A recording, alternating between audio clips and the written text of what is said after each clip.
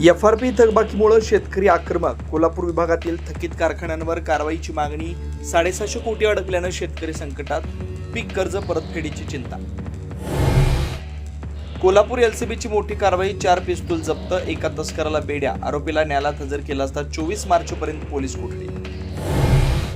बंधुबाबा अशोक खरातची आजची एसआयटी चौकशी संपली तर खरातची पोलीस कोठडी संपत असल्यानं थोड्याच वेळात कोर्टात हजर करणार. बंधुबाबा अशोक खरातांचे आणखी काळे कारनामे उघड. मध विकून भक्तांना गंडवलं. लैंगिक अडचणी घेऊन येणाऱ्यांना 1 किलो मधाची बाटली तब्बल 9 लाखांना विकायचा.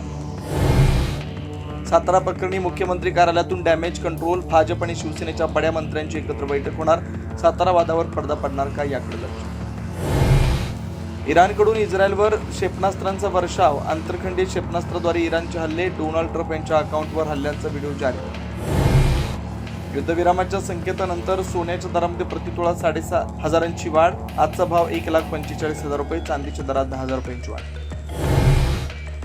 आखाती युद्धाचा रिक्षा चालकांना फटका. परभणी, सोलापूर, धुळ्यामध्ये गॅस भरण्यासाठी पंपाबाहेर गर्दी तर कोल्हापूरमध्ये रिक्षा चालकांचा मोर्चा. हिंदू बौद्ध आणि शीख व्यक्तीने धर्मांतर केल्यास आरक्षण मिळणार नाही. सुप्रीम कोर्टाचा निर्वाळा. फक्त हिंदू, बौद्ध, शीख या 3 धर्मियांनाच अनुसूचित जातीचे आरक्षण मिळणार. कोर्टाचा निर्णय.